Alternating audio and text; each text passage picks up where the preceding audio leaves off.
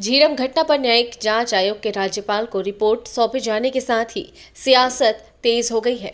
मुख्यमंत्री भूपेश बघेल ने बड़ा आरोप लगाते हुए कहा है कि आखिर भारत सरकार के इस तथ्य को छिपाना चाहती है। वे षड्यंत्र पर जांच क्यों नहीं कर रहे।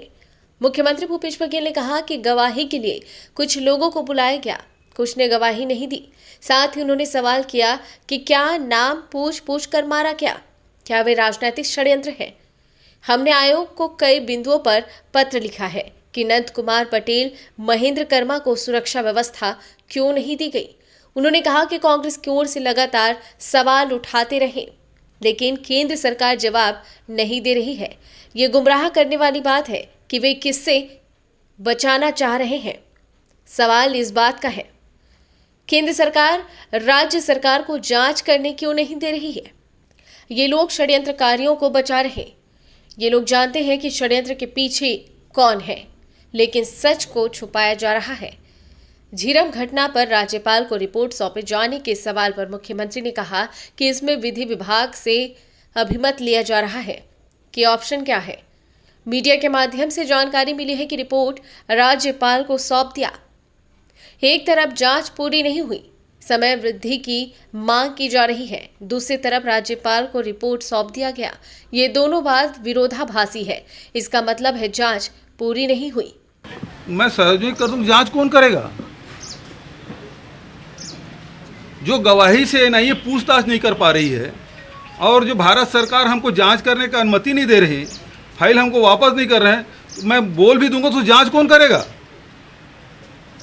बताया उन बिंदुओं पे जांच करेगा तो बयानों को कैसे देखें उन लोगों को? ये सीधा गुमराह करने वाली बात है। आखिर इस षड्यंत्र में कौन लोग थे? भाजपा और केंद्र सरकार और तत्कालीन राज्य सरकार के बैठे हुए लोग किसको बचाना चाह रहे थे? सवाल इस बात का है, क्यों जांच नहीं करने दे रहे हैं?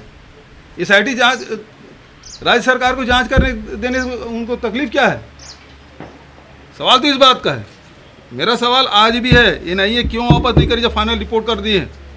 और अब ढकोसला क्यों कर रहे हैं कि हम बुला रहे हैं जांच के लिए, किसी को नोटिस दे रहे हैं, किसी कुछ कर रहे हैं? क्या बढ़ा? 3 साल हो गया हमको लिखते, एक कदम बढ़ेगा एनआईए? इसका मतलब ये है कि षड्यंत्र हुआ था।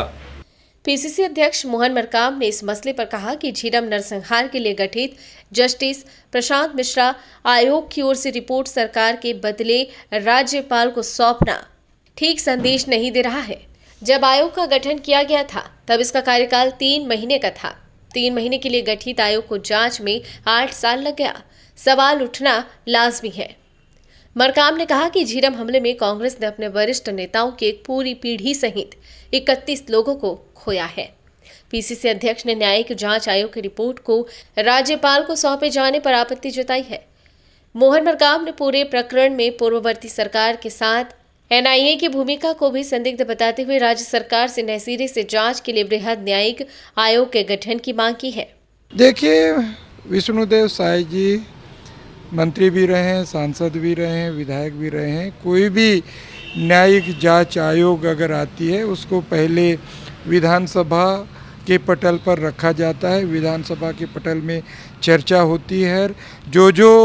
जो सिफारिश की गई है उस न्यायिक आयोग में उन बिंदुओं पर चर्चा होती है, उसके बाद ही सार्वजनिक होती है।